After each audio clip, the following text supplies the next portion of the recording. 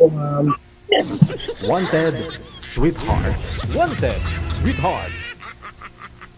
Ba't di ko siya nakikita, sir? Hindi nyo nakikita si ma'am? Hindi po. Yan ho. Yata ako. Late ka ho kasing dumating kaya ganun eh.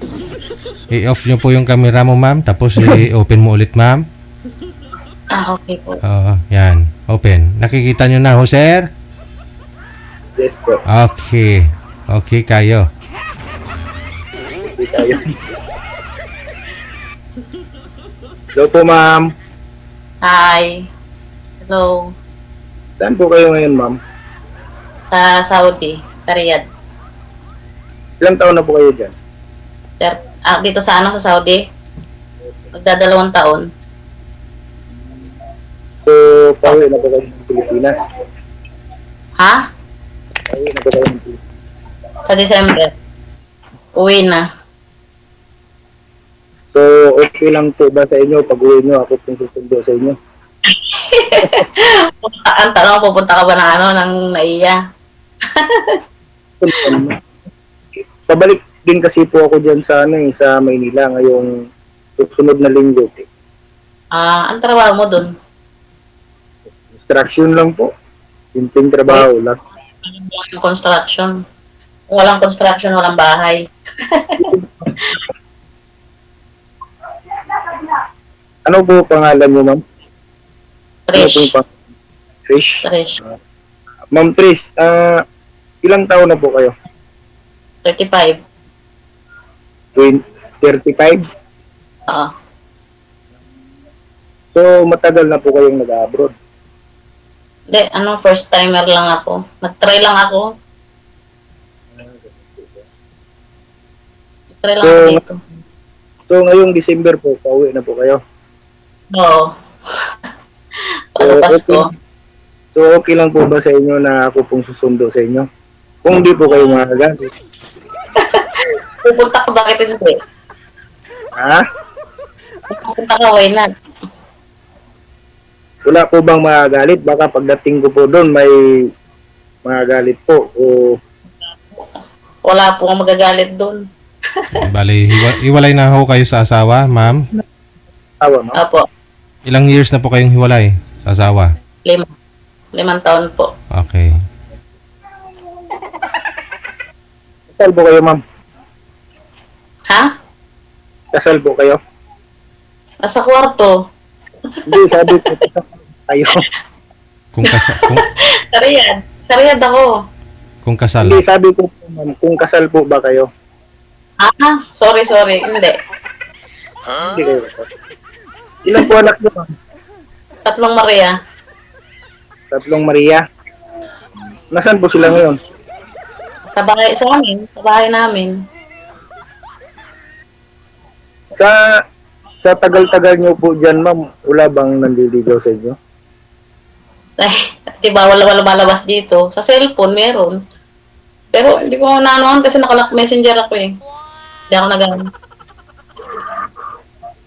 Tinry ko dito. Paano po yun, ma'am? Halimbawa, kung ako ang susundo sa inyo sa December sa pag-uwi niyo po, paano po kita makontak? I-add mo ako. Charot. Okay na, i-add mo ako. Ano po, Sir DJ. Sir DJ. Sir. Ano po yun, sir? Itatanong mo kung paano ma-add si ma'am? Okay lang po ba? Okay lang po na magsabi ako kay ma'am kung ano yung FB account niya. wala, na-orienta po kayo ng manager, di po kayo nakinig sa kanya kanina. Bawal po banggitin yung Facebook dito sa live.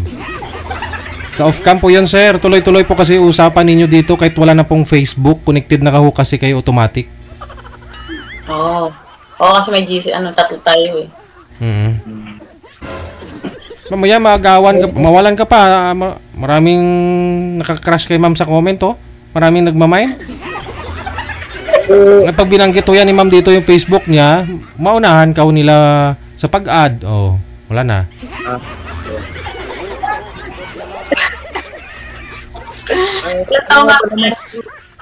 Paano nga kita na-contact ma'am kasi simple pag simple, diba? Walang pumati si sir. Sir, automatic nga po yan, sir. Automatic naka-add na po kayo. Dito po, tuloy-tuloy po yung usapan ninyo. Kahit wala na po kayo sa live, tuloy-tuloy po yan. Diba? Hindi na ba? Kahit ibaba nyo po yung tawag, pwede nyo po tawagan si ma'am kung gusto nyo po, bukas o kung kailan gusto mo. Ma'am? Ma'am? Ma'am? Ilang taon daw po kayo, sir? 42 na po ako. Kayo ma'am, 35. Ano po hinahanap nyo sa isang lalaki, ma'am? Sa isang lalaki, masipag. Tapos, hindi babaero, di mandoloko. Aragoy. Kung ma'am, simple lang naman yung hanap ko sa isang babae, ma'am. Yung mapagmahal, mabait, yung hindi ba mataas yung ambisyon. Yung marunong ba mga kontento sa buhay. Yun lang naman. Simple lang naman ang hanap. Oo.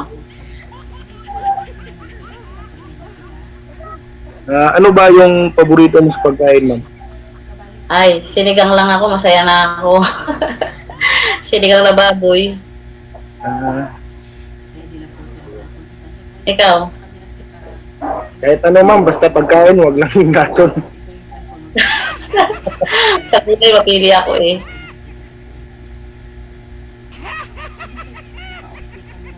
Saan ka sa Manila nagtatrabaho? Yung dati, ma'am, yung bago ako umuwi dito sa Cavite. Pero pagbalik ko ngayon, sa Bulacan po ako kasi doon po ako sa kapatid ko. Yung bunso namin. May anak ka? Ako, ma'am? Oo. Ma'am, sa una meron isa. Matagal lang kami hiwalay, 20 years na. Tagal. Tapos? Yun lang, pag halimbawa nanghingi yung anak ko sa akin, binibigyan ko lang. Support ba? Pero hindi naman yung malaki ang support. Yung pang-allowance niya lang sa pamasahe, baon. So, okay na sa inyo, ma'am. Pag halimbawa, ma'am, pag nakauwi po kayo, ako pong susundo sa inyo. Okay. Hanapin mo ako sa Naiya. Ha? Sige. Ha? Okay lang po ba, ma'am? Okay lang. Walang problema eh. Sundo lang pala eh. Salamat kung ganun, ma'am. Ha? Salamat po kung ganun. Ayun.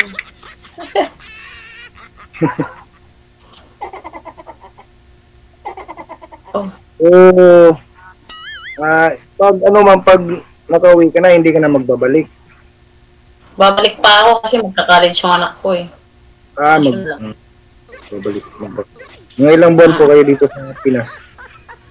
Depende sa ng amo ko. Kung magre-request ako ng 2 buwan eh. Kung papayagan niya. Pero sa December po, talagang uwi na kayo? Oo. Hindi na ako eh. Namimiss ko na yung mga anak ko. Siyempre, ang layo din kasi talagang pero okay lang yun, ma'am. Laban-laban lang, talagang ganyan talaga yung buhay. Kasi unang punta ko dito, pangalawang amo ko kasi ito eh. Itong napuntahan ko. Yung unang amo ko, nabenta ko eh. Binenta ko sa ibang ibang agency. Pero mabait naman po yung niyo. Kung anong kademonyohan ay, anong kasama nung nauna kong amo, ito naman, sobrang bait.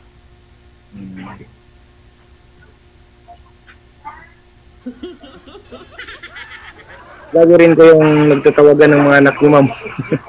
Oo, lagi naman. Lagi. Nagpitik pa kami nagkakasama kahit nasa cellphone lang eh. Buti hindi naman kayo ginugulo ng dati yung pinakasama. Hindi. Uy,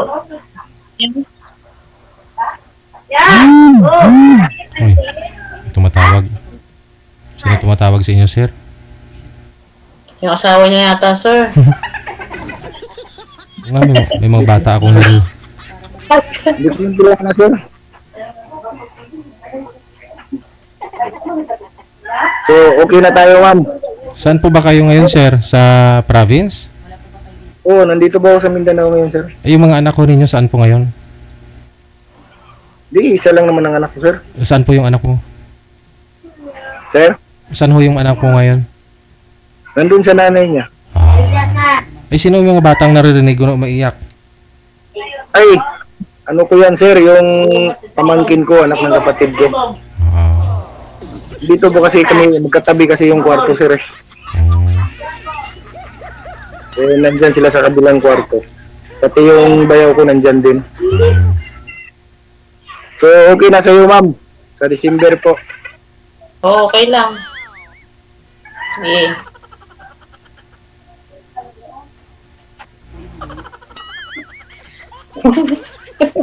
Saan ko yan, ma'am, ha? Oo, Ah, okay.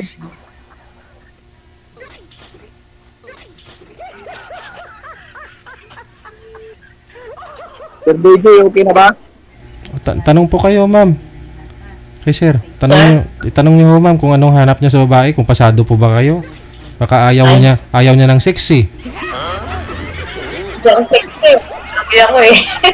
Oo, ayaw. Sir, anong sa babae? Baka ayaw niya ng chubby. Sabi, ayaw mo ng ano. Ano gusto mo sa isang babae? Ay, sa isang babae. Yung babae po? Oo. Anong gusto mo sa isang babae? Simple lang, ma'am. Sexy?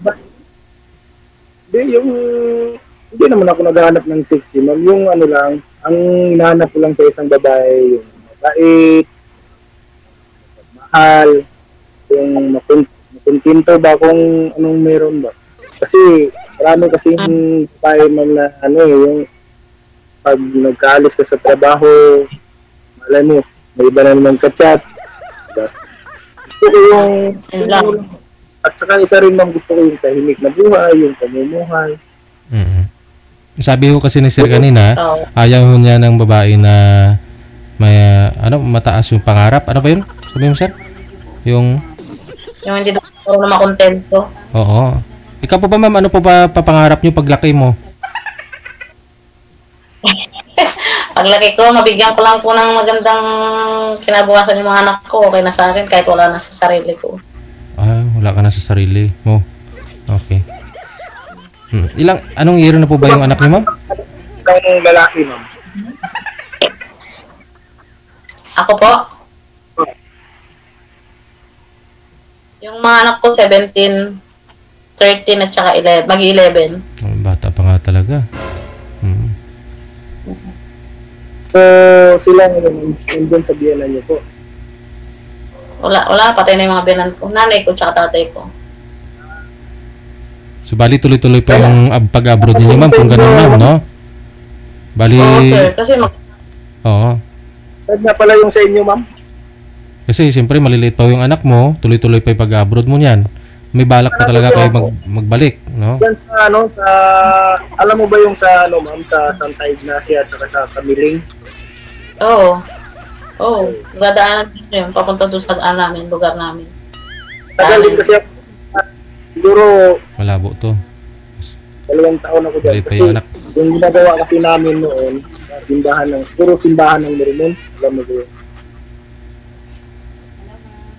Oo.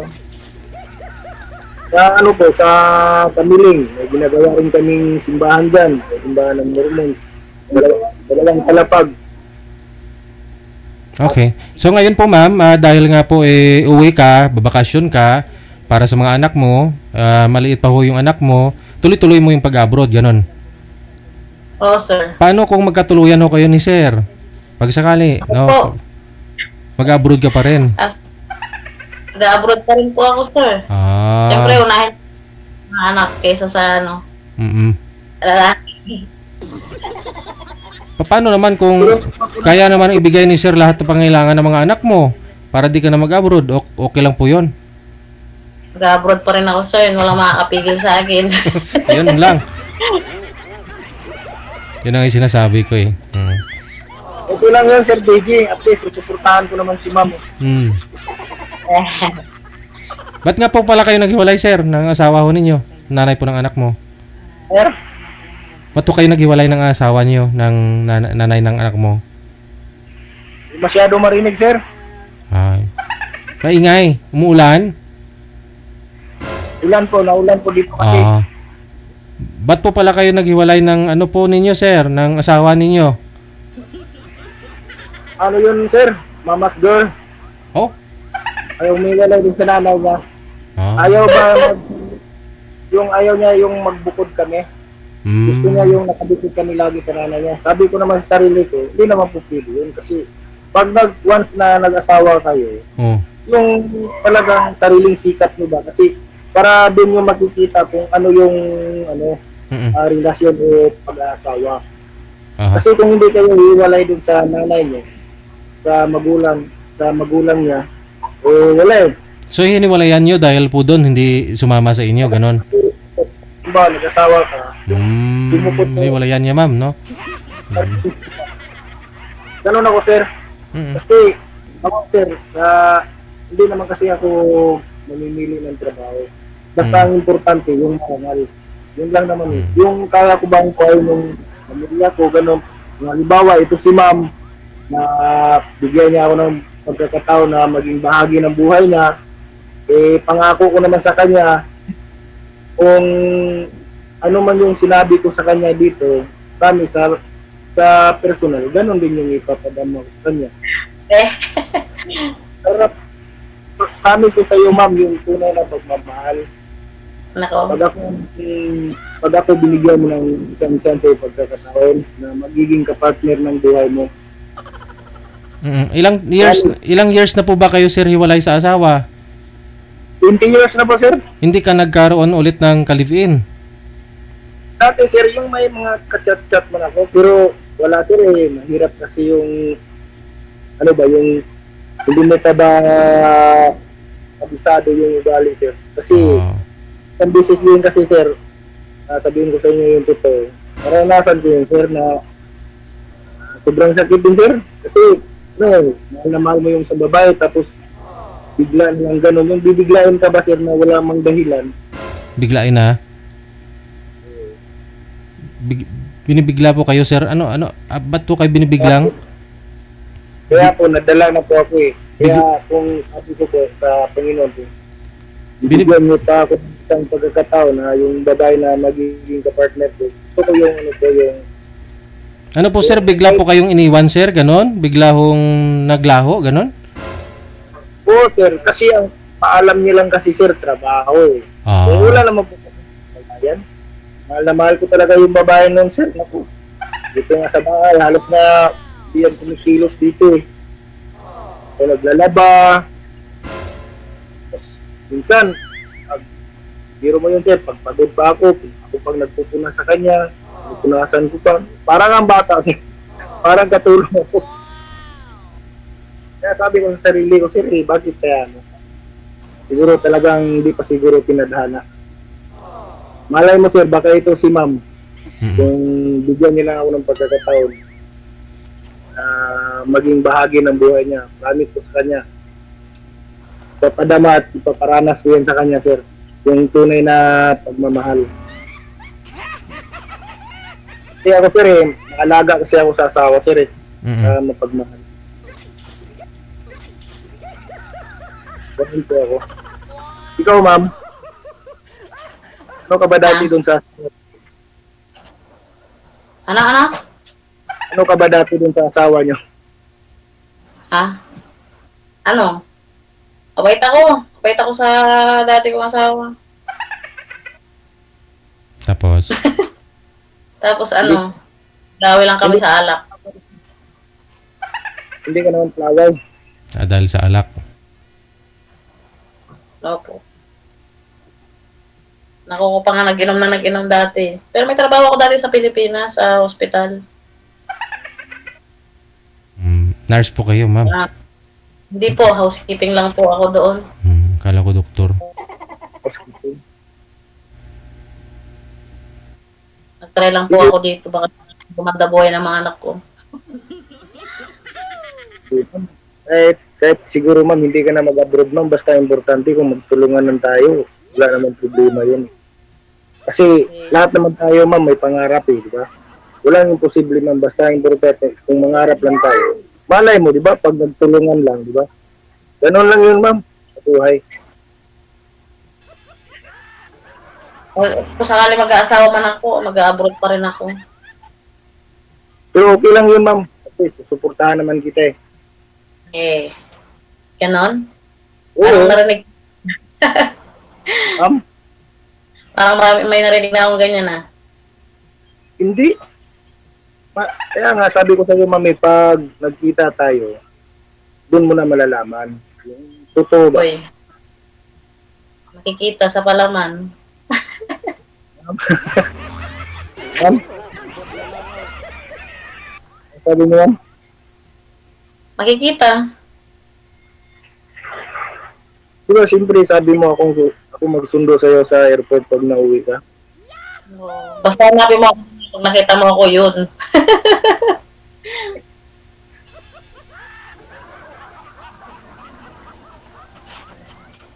May mga magulang ka pa ma'am. Oo, buhay pa sila, malakas pa sila. Ilan po kayong mga kapatid? 3. Pangalawa ako. Isang kapatid ko lalaki, bunso. Bali, saan nga pala probinsya nyo ma'am ulit? Kasi nakalimutan ko Kuya, Kulyanin, Tarlac. Tarlac. Ha? Saan po sa Tarlac? Sa Paliki. Paniki? Sus, may kakilala pa. May kakilala pa naman ako dyan. Saan? Malawak ang Paliki. Yan sa Paniki. Ano yung sa kanila papasok? Alam mo ba yung sa may parang traffic light yata yun, di ba? Papasok ng palengke yun. Yun. Doon sa kanila. Kasi ano yun, dati kasi nagtrabaho din po ako sa Bataan. Tapos, may nakilala po ako doon na taga-Paniki daw siya. Tarlac. Pero hindi ko niligawan yun kasi sa tingin ko, maambisyon. Paano yan? Ako may ambition din ako. Okay lang yun, ma'am. At least, ano bang klaseng ambisyon, ma'am? Yung Ambition ko, mabigyan ko nga ng magandang buhay mga anak ko. Kapag-aral ko sila. ay lahat naman tayo, ma'am, may ambisyon. Ganun, para sa mga anak. Ang importante lang naman kasi sa buhay, ma'am, yung magtulungan lang kayo, di ba? Kaya sabi ko sa'yo kung bigyan mo ako ng pagkakataon na magiging bahagi ng buhay mo, promise. Promise ko sa'yo, ma'am. Tulungan lang tayong dalawa. Kasi hindi naman kasi natin nakikita pag yung dito lang na nag-iusap. Pag kayo sa isang bubong, doon mo makikita, diba? Yung ugali, yung tamad o masipag ka ba, diba? Ganun. Kung supportive ba siya sa'yo, ganun. Doon mo maramdaman. Kaya makikita pag nagsama na kayo sa isang bubong. Pag nakuha na ang gusto, sa lalabas yung lalabas. Dapat kasi ang babae, ma'am, mamahalin, hindi sasaktan.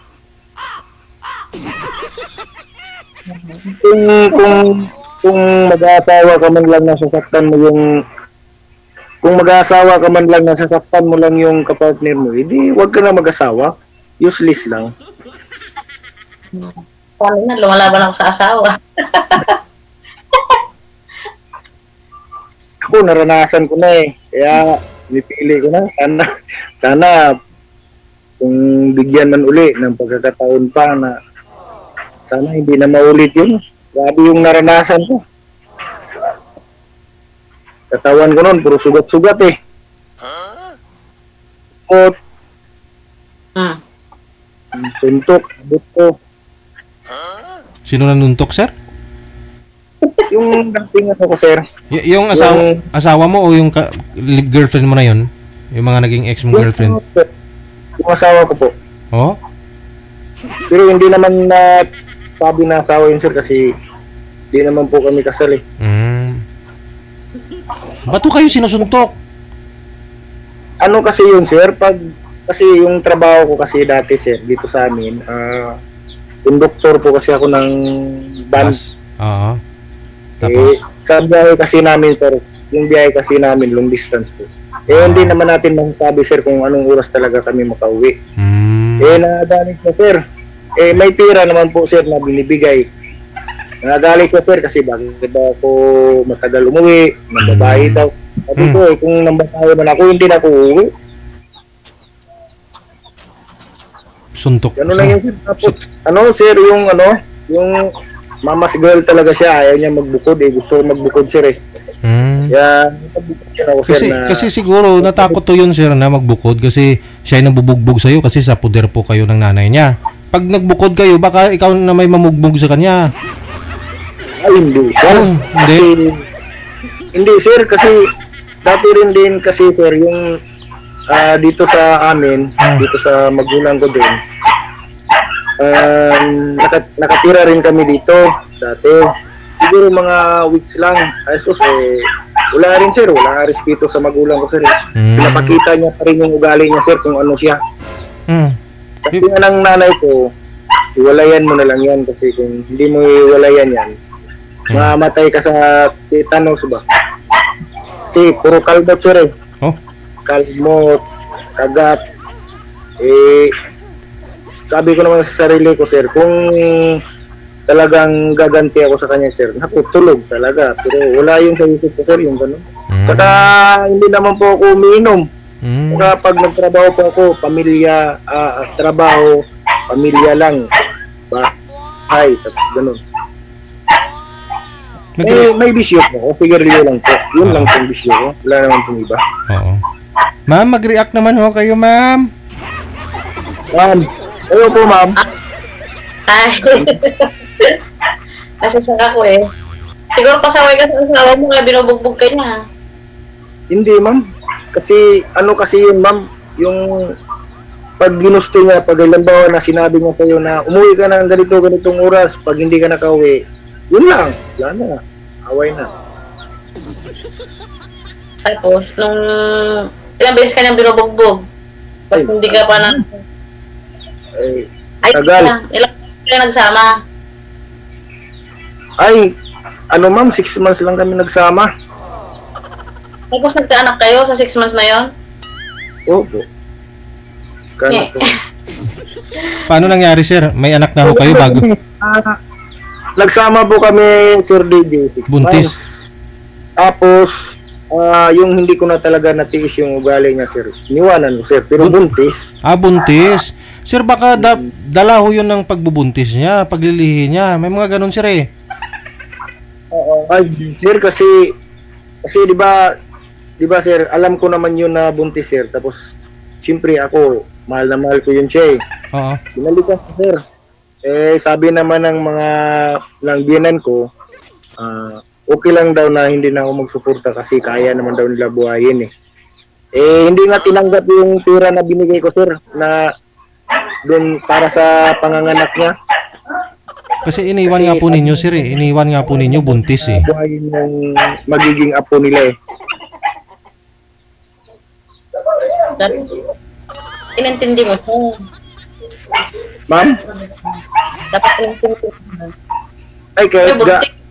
Kahit ilang bisis ko pinaintindi, ma'am. Yung talaga, yung binan ko ayaw talaga.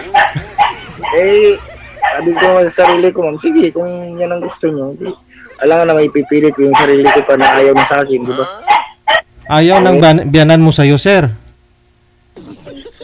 Sir? Ayaw po ng biyanan mo sa'yo? Opo, sir. Kasi, sir, bali, konsentidor po sila. Sa anak nila? Bakit po? Sabi ko naman sa sarili ko, sir, sabi ng magulang ko, wag mo nang ipagpilit yung sarili mo kung ayaw na sa'yo. Kasi, baka matitanos lang daw ako dun sa mga kalmot niya, kagat, ganun. Dati noon dito, sir, sus, may mga piklat. Sir, Aso. matagal na piklat pa rin. Ah, ma'am? Aso. Ma'am? May lahing aso. Wow, oh. Sobra pa sa aso, ma'am, tigre. Tigre. Hindi sir, kasi nung bago pa lang ho ninyo nakilala, hindi pa ho yun buntis, di ba? Girlfriend mo yon. Hindi naman ganun ugali nun? Nagkakalmot? Ay, hindi pa, sir. Mabait pa. Oo, mabait pa, sir. Yung Yun. nagsama na kami. Oo, kasi buntis nga po, no? Biro mo, sir, yung payong balik-balik ngayon sa katawan ko, sir, hinampas sa akin.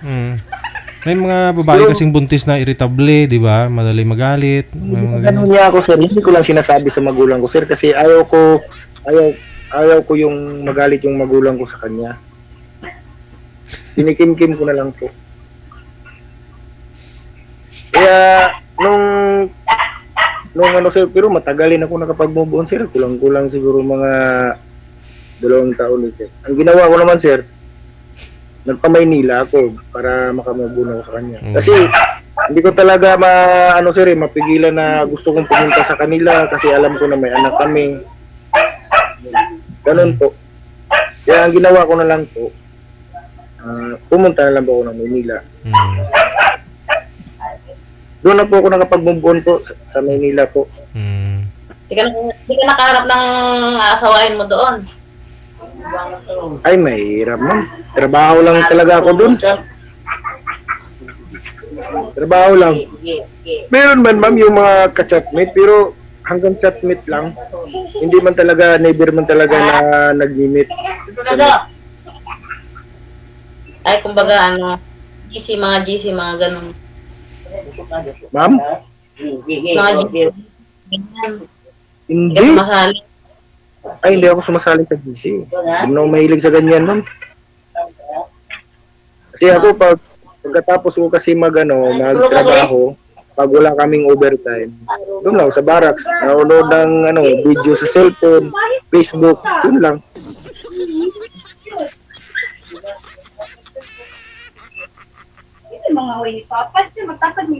Ikaw, ma'am, ilang taon na kayong hulay ng mo, ma'am? 6 years?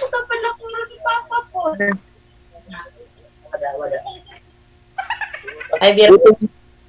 Buti hindi naman siya nanggugulo sa iyo, ma'am. Bait yun, may asawa na. Ha? May asawa na. Ah, may asawa na. Ba't po kayo naghiwalay? Wala. Hindi na Talak nagkataon. lang. Ha? Talak. Sa alak. Lasinggiro. Sala. Lasinggero? Hindi naman siya lasinggero. Kumbaga, siyempre, imbis na pamilya na, pag natapos siya magtrabaho, pamilya niya harapan, hindi. Barkada, no? Tagay kagad. Tagay-tagay. Alak ostyo na. Alakutso na, ma'am. Yun. Ako naman, ma'am, ganun din ako. Pag unahin ko muna yung pamilya ko bago yung barkada kasi wala namang ibang tutulong sa'yo pag pamilya mo lang.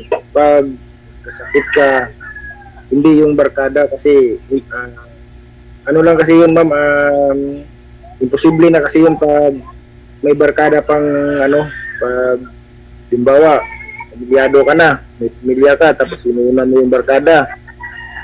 Imposible na yung may barkada sa'yo, ma'am, na bibisita sa'yo pag nagkasakit ka, wala. Kundi, pamilya mo lang nakatulong sa'yo. Ganun ako, ma'am, pamilya mo na bago barkada.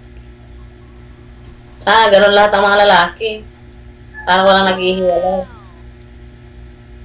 Kasi isa lang naman ang gusto ko yung tahimik na buhay, makontento man kung anong meron. Lahat naman tayo may ambisyon, pero yung dapat pag-usapan lang, magtulungan kayo para makuha nyo yung mga pangarap nyo. Ganun lang.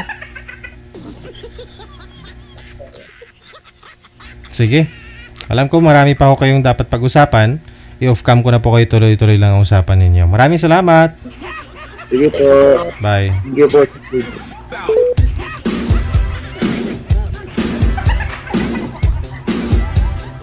Kala ko kanina nainitan si madam. Biglang nilamig. Sa comment na lang nagbabasa. Nag-urimos si sir, hindi man lang nakikinig. Sinabi nga ni sir, kinikinto nga na ni sir yung yung pinagdaanan niya sa sawa niya, maraming kalmot, maraming kagat, hampas ang payong, tapos tanungin pa niya, maano ka siguro, pasaway ka siguro sa asawa mo. In-explain niya ni sir kung bakit siya sinampas Hindi nakikinig, wala pamati. Marami grupaton.